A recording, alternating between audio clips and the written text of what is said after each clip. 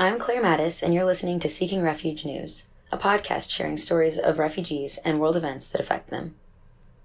For years, the crisis of violence, brutal gangs, and entrenched poverty have driven families to flee the northern triangle of Central America, El Salvador, Guatemala, and Honduras, with many seeking refuge in the United States. The pandemic has further heightened this need to seek asylum as COVID-19 cases and deaths have soared and economies have been decimated in Central and Latin America. Hurricanes Eta and Iota had hit the northern triangle in November have added an urgency to seek asylum. Thousands of migrant families who enter the U.S. illegally every week and request asylum are freely released into border towns. Thousands of others are turned back to Mexico. Luck, rather than policy, often determines which group these immigrants fall into. President Biden has said that the U.S. is sending most migrant families back to the border. But treatment of parents with children depends on capacity at holding facilities and shelters on that day.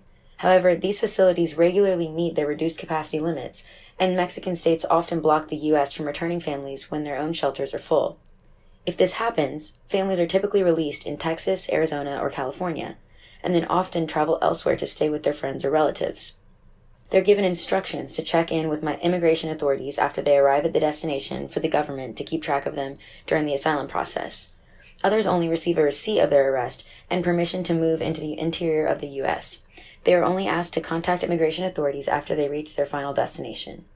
The system lacks rhyme or reason, reflecting the chaos as authorities on both sides of the border try to cope with the 12-fold increase in the number of people traveling in families illegally entering the U.S. between December and March. Nearly 53,000 people traveling in families were arrested at the border in March. Just over 17,000 of those migrants were sent back to Mexico. The number of unaccompanied children has also risen dramatically as the Biden administration has exempted unaccompanied children from pandemic-related powers to immediately expel most migrants from the country without any opportunity to seek asylum. Instead, children are released to sponsors in the U.S., typically parents or relatives, while they pursue their cases in the immigration courts. In March, the U.S. government encountered nearly 19,000 children traveling alone across the border, which is the largest monthly number ever recorded. This increase has further strained border facilities, which are not allowed to hold people for more than 3 days, but often do. More than 4,000 people at a U.S. Customs and Border Protection holding facility have been crammed into a space designed for 250 at a tent complex in Donna, Texas, where they lay inches apart on mats with foil blankets. Within 72 hours, CBP must transfer unaccompanied children to the Department of Health and Human Services. HHS facilities are better suited for longer-term care while they make arrangements for their release. However, more than 2,000 children were held longer than that at the Donna facility, with 39 there at least 15 days. Adding to the chaos of the border crisis, the Biden administration has changed its stance on refugee admissions 6 times within 3 weeks. In February, the administration planned to raise the 2021 refugee cap to 62,500, a number much lower than the 125,000 that Biden pledged for the fiscal year of 2022. Still, even the smaller increase never came.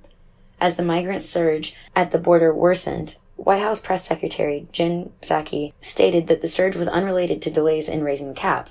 Just over 2 weeks later, however, Biden cited the high surge as reason for the delay.